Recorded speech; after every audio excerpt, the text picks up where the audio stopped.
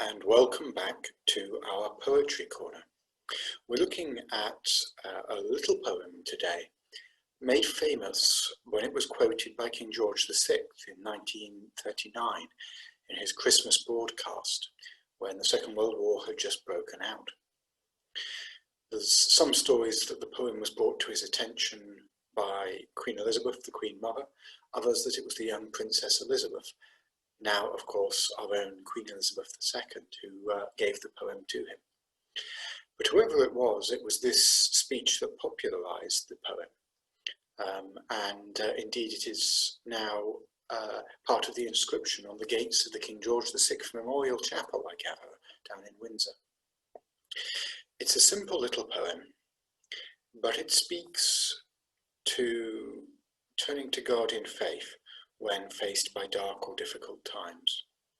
So let's take a moment to hear this poem, and then we'll think about it a bit.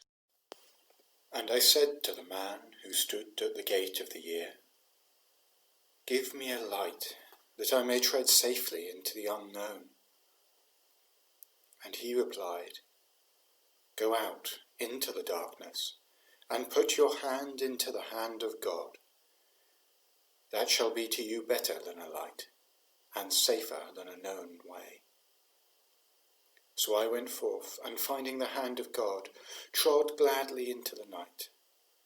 And he led me towards the hills, and the breaking of day in the lone east. Well, you can see why the king chose it, to share on the outbreak of war. The poem really, I think, needs relatively little explanation. It's speaking of our desire for reassurance in the face of a scary and uncertain future, and how we desire to know what the future holds and to be assured that it's what we want. We desire a light to tread safely into the unknown. As human beings, we've always been fascinated with trying to predict the future. Futurism is a profession, I believe, people who try and predict what's going to happen in the years ahead. And generally, all attempts at predicting the future fall abysmally short.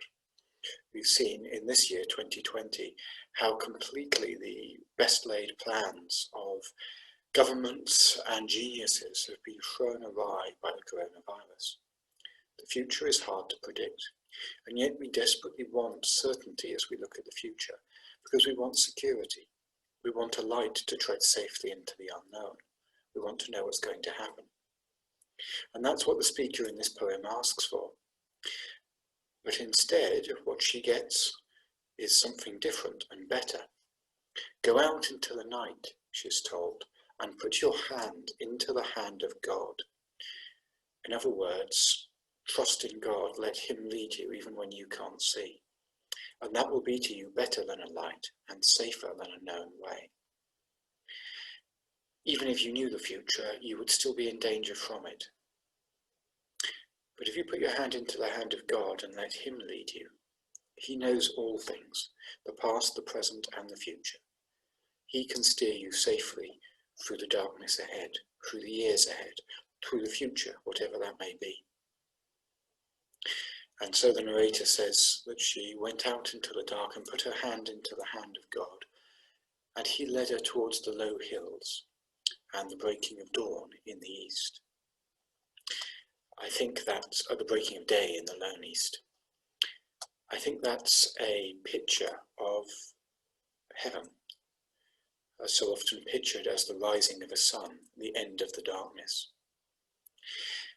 God will lead us through the future, however dark it may be, to that day of brightness, safety, security, and certainty for which we were made.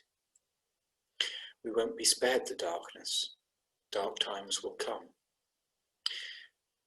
But he will lead us through them if we put our hand into his hand. And in some ways, that's the whole call of the Christian faith, to put our hand into the hand of God, to trust him with the things we don't know, don't understand, and can't control, but to trust that he is good enough and powerful enough to bring us through them. He's proved it again and again in the past.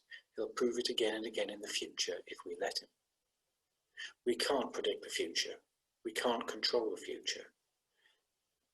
but we can put our hand into the hand of God, and he will lead us safely through it. Amen.